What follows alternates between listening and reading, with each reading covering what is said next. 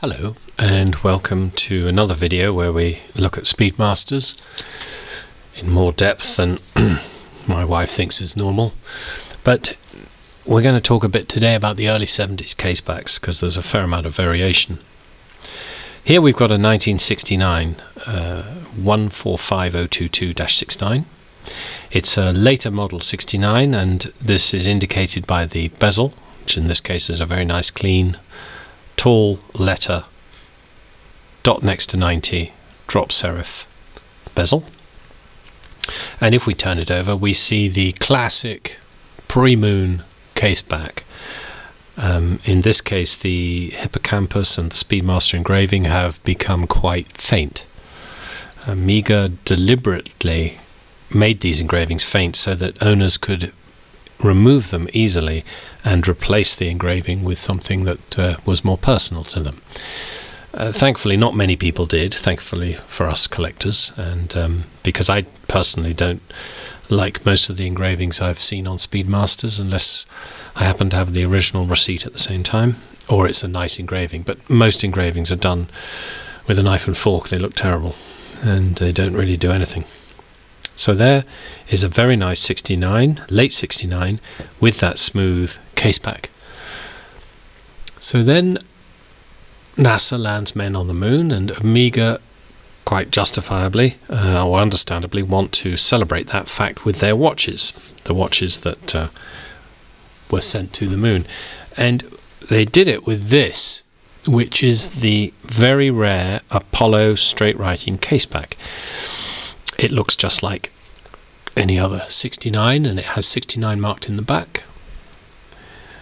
But turning it over, it has the same style of engraving as the 18-karat yellow gold celebration watches given to the astronauts and then sold in a limited edition in the late 60s, early 70s.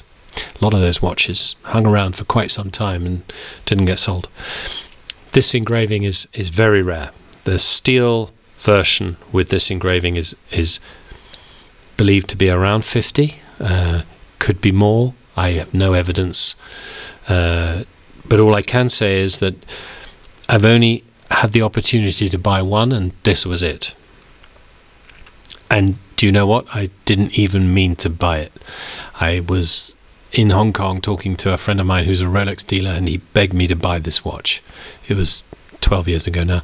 Begged me to buy the watch. I didn't want to buy it. It was slightly too expensive, but I did buy it because I found it attractive. And then when we'd agreed the deal, I said, "Oh, don't forget the box." And he produced a blue crater box, which in today's market is worth what I paid for the watch. Crazy times. So this was the first straight writing. Very rare. If you get the chance to buy one of those, buy it. And here is the more, I want to say, commercial version.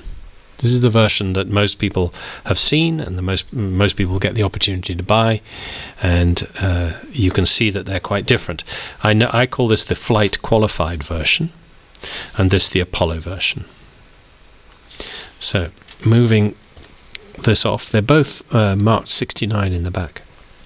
So here you can see it's a very nice watch. Bezel's the same, the dot next to 90, tall tachometer letters. The one thing to be aware of when looking at these for sale is that Amiga did produce a service caseback with this same engraving, and you must make sure it's not a service back. It's pretty easy to tell. If I put them side by side, or let's do it this way around so you can see. Put them side by side, you can immediately see that the opening slots are a different shape and size. So here we've got slots that are long, and here are square. So just make sure that the watch you're being offered is not a service caseback. Now, after Amiga produced that straight writing engraving, I think that there was some problem with NASA about the wording on the back or something, because the next caseback that Amiga produced in 1971 on a watch that is marked 71 in the back is this, and It's almost the same as the later casebacks. It has a medallion stamped. It's got 71 inside, but it's smooth on the outside. It has no caseback markings at all. Very quickly after that, this came out. And this is the caseback that we all know and love in Moon watches that are sold even today, I think. And this 71 was issued for only a very short time. We can only imagine that, you know, they were negotiating with NASA as to the actual wording of it. They obviously straightened it out, but as a result, this version is very short-lived and very desirable, in my opinion. I like this watch very much. It's very rare. It's not too much money. If you're going to have an early 70s Speedmaster, why not have the very rare back? And you can see here that they are, you know, identical. Ignore the chrono hand. This watch I bought from eBay, having recommended it on my site to all the myriads of people who said, please show me a nice watch to buy. So I put it on the site and said, here's a watch to buy, and you should buy it. And nobody bought it, so I bought it. And it was very inexpensive. It was missing the chrono hand, and that was the problem. It must have put a lot of people off. So this is 74, this is 71.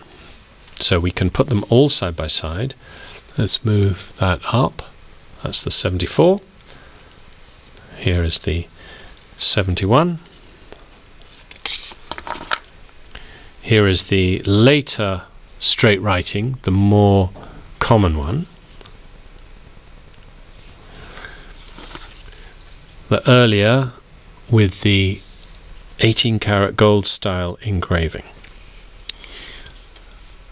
So there you have the 4 versions. Well, okay, I know I showed you 5, so I better show you that one too. That is the 69 up there, the original 69. And so there you have it, a selection of early 70s casebacks, and when they came out and what to look for. If you ask me which is my favorite, by just the execution, then it is the Apollo. I prefer the Apollo very much. The Apollo writing caseback, that's the one that I would always go for if I had a choice. But if I wanted something super special, not too expensive, it would actually be that one, but I don't think you're going to find it.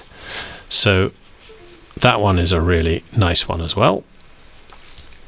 And just for completeness, we'll show you the engraved back. So there you have 4 casebacks, 4 Omega Speedmasters from the early 70s, very early 70s, 2 of which are marked 69 in the back, and then this one, the 71, 74. If you go to the website, speedmaster101.com, you'll see high-resolution images of these watches. And I hope you've enjoyed the video. If you like it and subscribe to it, you never know, you might have a chance of beating YouTube's algorithm, and it might send you videos that you might actually want to see. Hope you enjoyed it. If you've got any ideas for videos, anything you particularly want to know, I'm always open to suggestions. And meanwhile, look at my website, contact me through that if you need to, and hope you're doing well. Bye.